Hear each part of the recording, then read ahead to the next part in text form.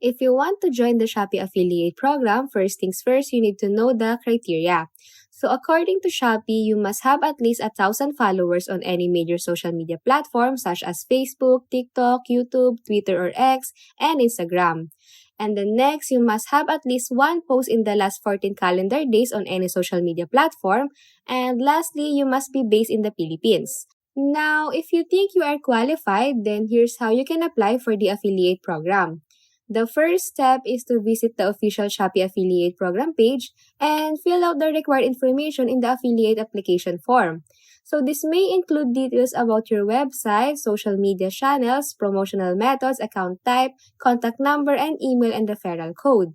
Now, after submitting the application, just wait for Shopee to review and approve your affiliate account. And this process typically takes around 30 business days but may take longer depending on the volume of applications received by Shopee.